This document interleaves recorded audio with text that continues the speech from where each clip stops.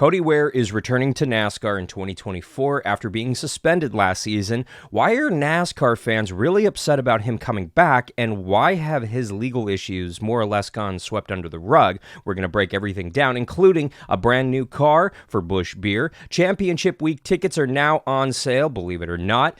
We're going to talk streaming platforms and another V8 Supercar champ coming over to NASCAR. We're going to break it all down today on a Monday edition of Shifting Gears. Hi, push it, checker flag, hell yeah! What's the caution for? Me? Can I not push it in? Stop anybody. Come on, these guys! You're waiting out, boys! One hell of a job, man, one hell of a job. Thank you so much. Welcome to a Monday edition of Shifting Gears. I am Alan Bailey, still on the mend from my ailments, from my little cough and congestion stuff going on, so I'm a little funky, but I am on the mend. We've got the Busch Light Clash coming up at the LA Coliseum in a couple of weeks' time, so let's get the sickness out of the way now. So do me a favor, mash that subscribe button so that you do not miss a video if you haven't already, and go check out our second gaming and esport channel, Team Chaos, where we have a lot of cool stuff, including the entire 2024 iRacing series that we're going to be running over there, and we're having a blast with that. And as always, you can log on to arnrace.com for the latest motorsports news. ARN, the Motorsports Authority. Lots of stuff to break down. Let's start with some actually cool news. Championship Week tickets for this coming November out at Phoenix International Raceway are now on sale for the entire weekend. And you remember last year, it actually sold out pretty darn quick in like the early summer, late spring. So these tickets went on sale this morning, and they will probably be sold out, I would reckon, by the 4th of July, if not sooner. And I don't think it's just Kevin Harvick retiring that sold it out last year. It honestly was a really cool race to go to. I got to go to that championship race for the first time. So I highly recommend, if you want to go check out the championship finale in Phoenix this November, the second weekend in November, go snag those tickets now, especially if you want to sit in a certain area before they are sold out. We also got to look at this beauty. Look at this beautiful Busch Beer paint scheme from Trackhouse Racing for Ross Chastain for a majority of 2024. Oh, doesn't she look gorgeous? Now, Busch has always brought some banger paint schemes to the track, don't get me wrong, but going over to Chastain and Trackhouse, I don't know, this thing just has a little bit more pop, a little bit more zing. I love how the logos and the mountains were kind of built around each other. I love that you got the Busch Light, big bold letters, the chrome number, everything about this car screams awesome.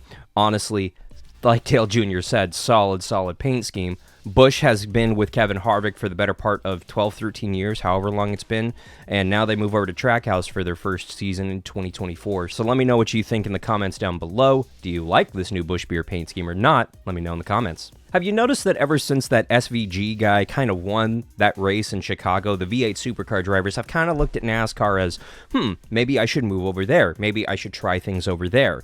Brody Ceice was one of them. He drove the number 33 for RCR at Indianapolis last season, and there's been indications that he wants to do it full time, at least sometime down the road. There were reports that he was trying to move to the United States for the 2024 season, and then that got pushed to the 2025 season, and now we're hearing that he wants to run a handful of cup races here in the States in 2024, and maybe even 2025, with him potentially moving to the United States sometime in 2026 maybe, but that he wants to stay in V8 Supercars full-time for at least 2 more seasons. So it looks like his invasion of the United States is at least going to have to wait a couple of years, and maybe that could change. Maybe he could get a lucrative opportunity from RCR or another Cup Series program. But for now, Brody Ceice going to be staying out of the United States full time. But don't rule it out just yet. All right, now to get to the story that I have both avoided and looked forward to, and that the lawyers are no doubtedly going to be playing back over and over again, the curious case of Cody Ware. Now, if you don't know who Cody Ware is, he is the son of the NASCAR Cup Series team owner, Rick Ware, and he's got some issues, let's just say. The latest chapter of the Cody Ware drama had him arrested in North Carolina last April, where he was booked facing charges of assault by strangulation and a misdemeanor charge of assault on a woman. NASCAR immediately and rightfully so suspended him indefinitely, and Rick Ware Racing spent the better part of the 2023 season scrambling to find drivers and please their sponsors so that they didn't lose any of those sponsors, and unfortunately they lost a couple of those big name sponsors that Cody was tied to contractually. Obviously, I don't need to go over the resume of Rick Ware Racing. They're an organization that struggled pre-2023, and then once Cody Ware got out of that 51, we saw a different rotation of drivers that included Daytona 500 winner Ryan Newman. You also had NASCAR Xfinity Series champ Cole Custer get in the car for a few races, and that team pretty much improved, and their equipment got a little bit better with the technical alliance with RFK, and then you had veteran drivers getting in there, giving their feedback, and their cars were steadily improving. NASCAR had the option to remove or take back one of the charters from Rick Ware Racing at the end of the 2023 season, but NASCAR said that because of the technical alliance with RFK, getting in veteran drivers to improve that program, they saw the potential for growth and the attempt of growth and performance improvement, so they decided to not take back that charter for the 2024 season and allowed them to keep 2 charters. In 2023, they announced that they would hire Justin Haley for the 2024 season, putting him in the number 51, the flagship for that organization, and we also found out that Kaz Grala is going to run 25 races in the number 15, but unfortunately this week we found that Cody Ware is going to take over that car for 10 races in that number 15 for 2024. His suspension was lifted some time ago, but under murky circumstances. Once his legal issues were solved, NASCAR said, go ahead, come back on in. But were the legal issues actually solved, or was something more nefarious going on behind the scenes? Let's break down the facts, and I'll let you come to your own conclusion. Charges against Cody Ware and his girlfriend were dropped in December of 2023 after prosecutors could not get Cody Ware or his girlfriend, aka the victim, to testify against each other. Without Cody and his girlfriend testifying against each other, there simply wasn't enough evidence to convict either of any crime, so the case was dismissed. But why exactly did Cody Ware's girlfriend, the victim, and Cody Ware not want to testify against each other? What brought about this sudden change all of a sudden in December? Unfortunately, a lawsuit from Daddy.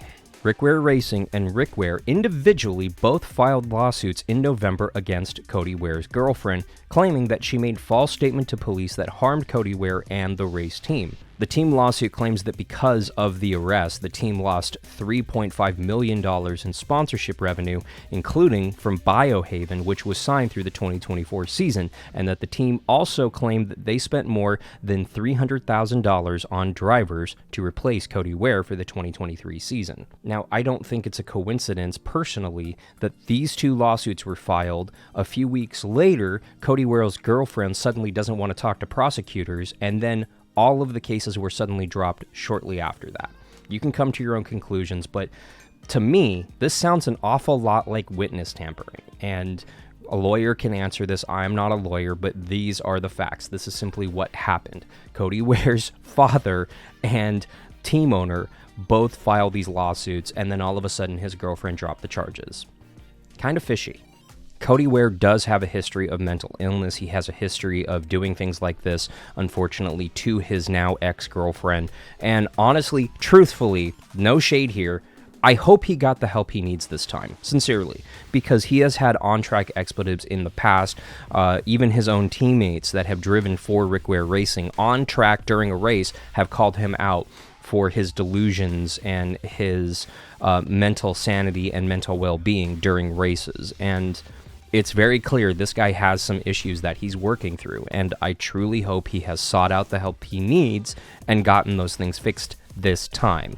But honestly, because of how the case was dismissed against him, it doesn't feel like he's learned a lesson. It doesn't feel like he should be in NASCAR, and I question why he's here at all. You put aside his legal issues, you put aside his mental health issues, which are big things to set aside. Let's actually look at him as a driver.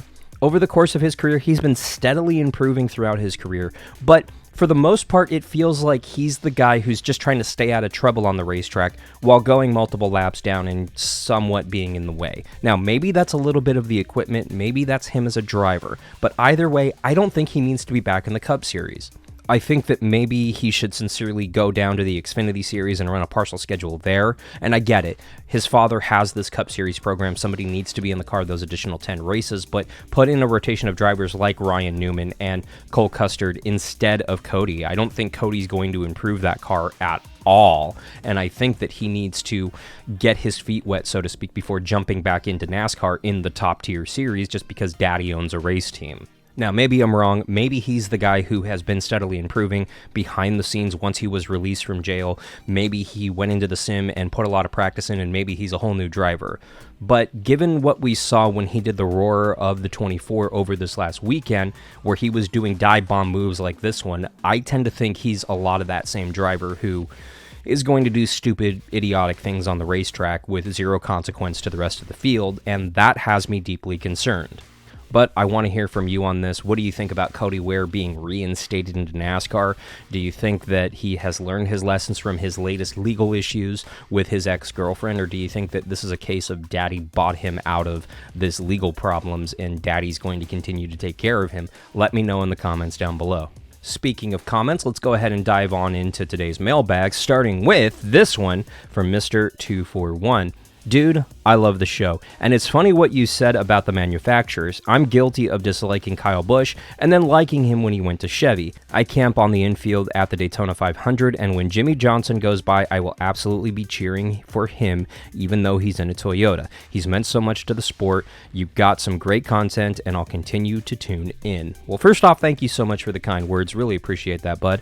And yeah, I mean, I get that. When Kyle went to Toyota, I was kind of like, oh, you left Hendrick. I thought you were going to be a Hendrick guy your entire career. But then when he went over to Gibbs and became the face of Toyota, literally winning their first Cup Series race and proving that he's the guy, the franchise guy that you want in a Toyota, I had a change of heart, but a lot of people didn't. And now that he's back with Chevy, I swear, Fontana 2023, when he won that first race with RCR, I never thought we'd see that kind of response, ever, from the fan base for Kyle Busch winning a race. Normally, it's a lot of boos. I didn't hear a single boo, which is just, it blows me away. And then the flip side of that, we saw a lot of hate towards Jimmy Johnson when he announced his Daytona 500 ride last week.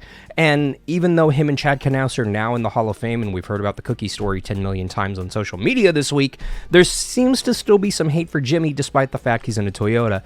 Maybe Jimmy, throughout 2024, will kind of break that Toyota hate mold, but it's very much still there. It's weird to me.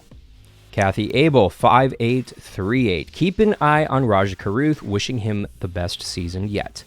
Honestly, I think he's going to surprise some people. I don't think he's reached his peak yet. I think he's still growing as a driver, and he's still pretty damn competitive at that. I've had the privilege and the pleasure of racing against him in iRacing. He's a good, solid driver. A really good, solid driver, and a good, solid dude. I've shook his hand. I've talked to him off mic in real life as well. I saw him at at Phoenix, actually. See, I'm used to Homestead here. But I got a chance to actually talk to him after the race when we were leaving the racetrack at Phoenix. And honestly, he is a good dude with a good head on his shoulders, a good human being. I think he honestly is going to have a very bright future in the NASCAR Cup Series at some point. I just think he needs to find that one big sponsor to back him to get him up into the Cup Series. And that's kind of the big problem nowadays, is drivers finding sponsors, connecting with sponsors that can take them for years into the Cup Series. And once he gets that, once he gets those dollars behind him, he's going to go far. And I think he could win a championship in the Cup Series one day. Mark my words. David, putting the Clash in LA was stupid and is stupid. And stupid decisions like moving the Clash and doing away with the Brickyard and flavor of the road course was just ignorant. Things like this is why NASCAR is dying. Trying open up new markets is exactly why it's driven old fans like me away. I used to never miss a race, and now I hardly ever watched a race. The new cars suck. I'm sorry, I didn't mean to read it with that inflection, but that's how it comes off to me. I don't watch, yet you're watching this show and you're still paying attention. NASCAR needs to grow, because here's the fact.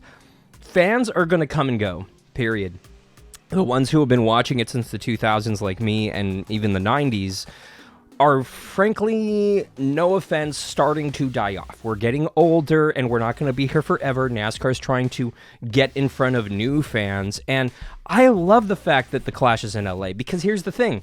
Nobody went to it when it was in Daytona. The last 2-3 years when it was in Daytona, no one showed up. Nobody watched it on TV. NASCAR had to do something. So they moved it out here to the Clash because Fox was thinking, it's a good idea. You should do it.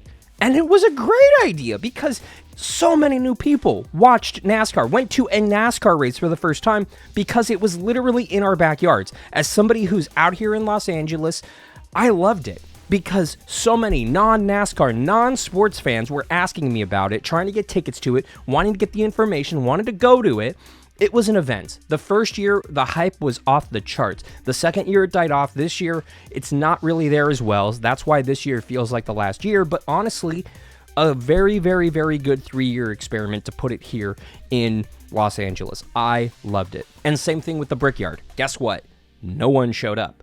No one watched. The racing was meh at best on the Brickyard, the big 2-mile track. And then guess what? We put it on the road course. All of a sudden, everybody showed up.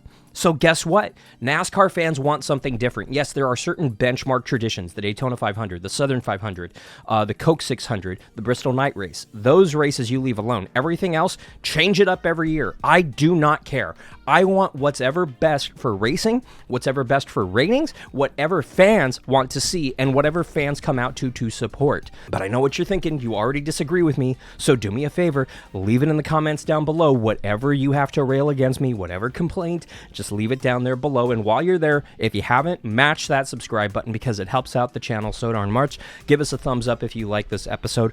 We're going to be back on Wednesday and Friday episodes, hopefully this week if I don't get hit by a bigger bug. But the off season is starting to wind down, so things are going to get a little crazy around here, especially with us heading out to the Clash both days, especially with the Daytona 500 right after that. We have a lot on our plate, and let me know in the comments, should we go to the first Las Vegas race or the first Phoenix race? This is kind of a debate. I'm kind of debating myself financially. Should I go to one or the other? They are back to back. I don't know if I can go to both. I want to try to go to both, but if I can't, which one should I go to? Let me know in the comments down below. And you might have seen we did a little impromptu poll over the weekend on Twitter. Kick or Twitch? Where should we stream in 2024? And by the slimmest of margins, you guys picked Twitch. So we will be back on twitch.tv/Hey Alan Bailey starting this weekend. Maybe sooner. I don't know. We'll have to wait to see. But really excited about that. So head over to Twitch and give us a follow over there because we are back in 2024, back with streaming capabilities, getting ready for the iRacing Daytona 500 that we're going to be running with Team Chaos. That's going to be absolutely nuts. So for Shifting Gears on a Wednesday, January 22nd, 2024, I'm Alan Bailey. We will see you out at the track. Bye, Gearheads.